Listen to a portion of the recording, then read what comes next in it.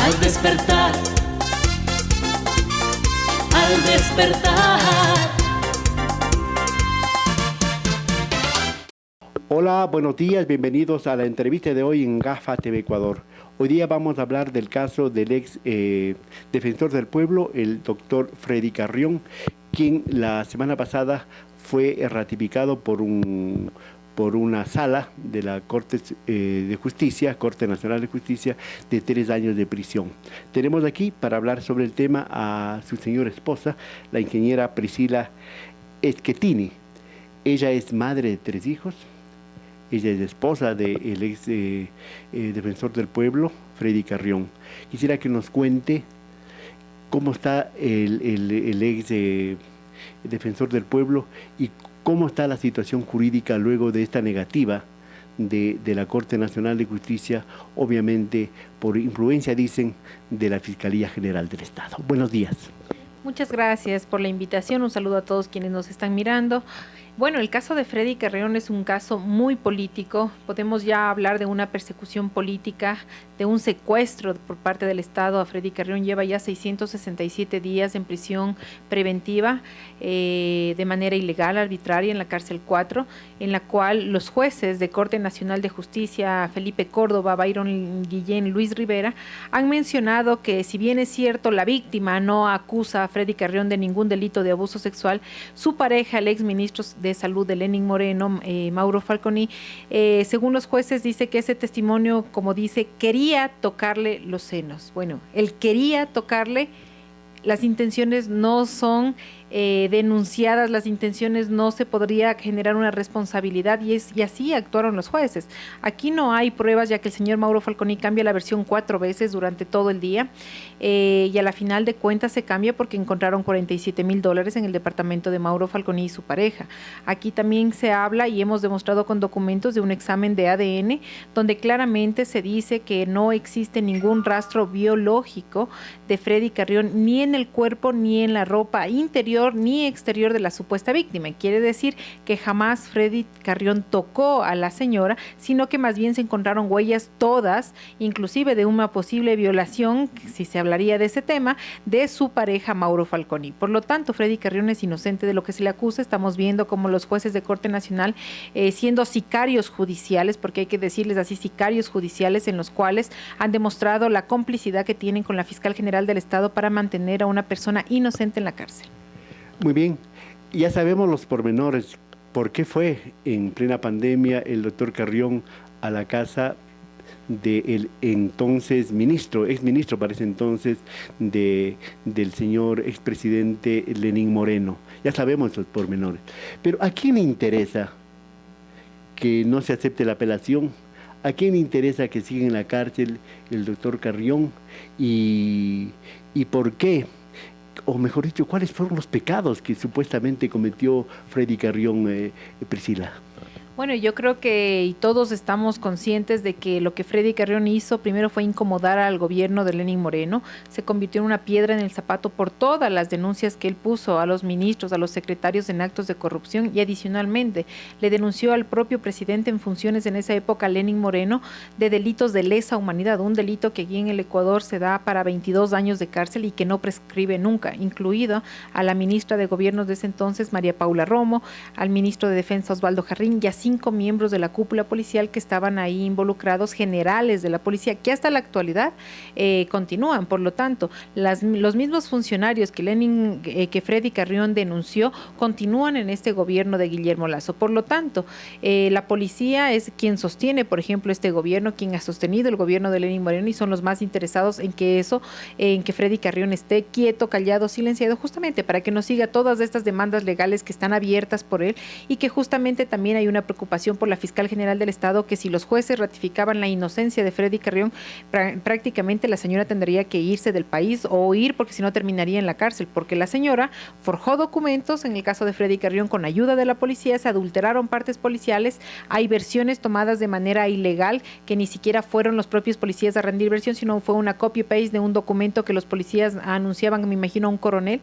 Aquí están involucrados la general Tania Varela, el general Alain Luna, el señor ministro de Gobierno, Gabriel Gabriel Martínez, el exsecretario de Presidencia Jorge Water, entre otros como la señora Romo, el señor Lenín Moreno y, como digo, varios miembros de la policía. Ustedes pedían a la legisladora Guamaní, ¿verdad?, que les entregue un video que ella presentó, parte de ese video, como prueba plena, decía, en el juicio político en contra del entonces defensor del pueblo. ¿Les ha entregado? ¿Y qué quieren probar con ese video ustedes? Bueno, el asambleísta Guamaní, siendo instrumento de otros asambleístas y tratando de armar el show político que hubo en la Asamblea Nacional para sacar del cargo de Freddy Carrión de defensor del pueblo y repartirse a la institución, porque recuerden que la izquierda democrática se repartió esta institución nacional de derechos humanos. En ese video que ella decía que esta es la prueba madre para demostrar que Freddy Carrión había agredido a mujeres. En ese video lo que hay es un video entre la policía, entre el señor Mauro Falconi y el ministro de Gobierno Gabriel Martínez, una llamada en la que le dice que ha sucedido los hechos, que no saben quiénes ingresaron a la casa. Cuando él pregunta, bueno, ¿quién les agredió? Mauro Falconi dice que no saben quién les agredió, que no sabe por qué le están haciendo eso a todos ellos y que estaba con Freddy Carrión. Y cuando le pregunta, pero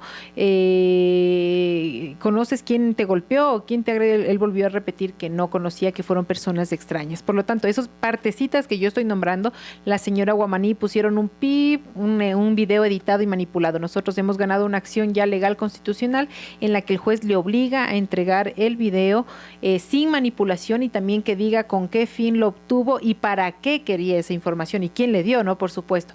Hasta la fecha no ha presentado, ya se ha cumplido los 15 días. Nosotros vamos a revisar ya el proceso para pedirle al juez que ha incumplido esta orden de autoridad competente y por lo tanto esto hasta podría acarrearle en un par de tiempo la destitución como asambleísta.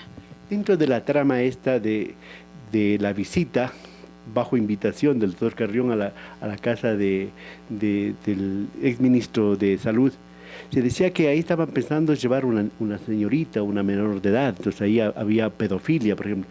Y también hay otro elemento, ¿qué pasa con los $46,000 que aparecieron en una mochila? ¿Qué pasa con esos elementos? Y no sé si podemos puntualizar brevemente este asunto de que la trama era un poco más fuerte para el doctor Carrión. Sí, es grave. Lo que usted dice es completamente grave. Hay una conversación de unos audios de 2 horas en la cual se había planificado esta reunión para que Freddy Carrión vaya a la casa de este exministro de Salud. Había un dinero de $100,000 por el pago para que se lleve a una menor de edad, para que se le tome fotografías a Freddy Carrión y para que puedan cometer un delito de violación supuestamente, armarlo como un delito ya de violación que es mucho más grave, 20 años en la cárcel. Esta menor de edad no llega por suerte y al día siguiente la fiscal general ya había anunciado, ella misma lo dijo en declaraciones, que sus primeras llamadas o mensajes fueron con la general Varela, que le había dicho que hay un delito de violación, pero luego como no llegó la menor de edad y como no podían configurar el tema, le leyeron los derechos a Freddy Carrión por un delito de violación al toque de queda. No violación ni abuso sexual, sino violación al toque de queda porque estaban supuestamente en pandemia y habían estado en la noche ahí. Después, horas más tarde, hasta poder arreglar y acomodar el caso de Freddy Carrión, luego lo acusaron por un delito de abuso sexual. Por eso, en los exámenes que le hacen a la pareja de Mauro Falconi, le hacen exámenes como si hubiera sido violada y otros exámenes más de ADN de la ropa del interior y todo, y ella entrega sus partes, su ropa interior y todo. En esos exámenes, como digo, es una prueba fundamental para nosotros, en la cual se dice claramente que Freddy Carrión no tiene huellas ni en el cuerpo ni en la ropa externa ni interior de la supuesta víctima. Y adicionalmente, creemos que esos $47,000, casi $47,000 que aparecieron en la casa de Mauro Falconi, son parte del pago de esta trama justamente para sacarlo del cargo a Freddy Carrión. Esos $47,000 no han sido investigados, la fiscal no dice absolutamente nada y adicionalmente encontraron balas utilizadas, rastrillo de 9 milímetros que no se ha identificado para qué fueron utilizados o en quién se utilizaron. Por lo tanto, nosotros vemos que la justicia ecuatoriana es una justicia selectiva, que la fiscal general del Estado, Diana Salazar, persigue personas, más no a los delitos como tal, y por lo tanto aquí vemos una clara muestra de una persecución política en contra de los defensores de derechos humanos, en contra de Freddy Carrión, en contra del defensor del pueblo que realmente en su momento rechazó las políticas públicas del gobierno de Lenín Moreno, que rechazó la violación a los derechos humanos de todos los ecuatorianos y ecuatorianas, y es por eso que lamentablemente ha tenido que pagar ya cerca de 2 años cárcel de manera ilegal, arbitraria, siendo inocente. luego de que ha sido negada el recurso de apelación, ¿verdad? Ahora viene un recurso de casación. Eso lo va a implantar la defensa de ustedes. Pero ustedes confían todavía en la justicia ecuatoriana, creen que se hará justicia o están manejando ya recursos internacionales, instancias internacionales para reclamar por el caso del doctor Carrión. Sí, nosotros no creemos en la justicia ecuatoriana, hemos venido peleando y cuestionando justamente el papel de la justicia en el país, como digo, no, con honrosas excepciones que son bien poquitos. Realmente tenemos aquí de jueces, tenemos a sicarios judiciales y eso es lamentable porque nos deja en la indefensión total a todos. Nosotros sí vamos a plantear el recurso de casación porque hay que seguir los recursos legales nacionales para llegar a una instancia internacional.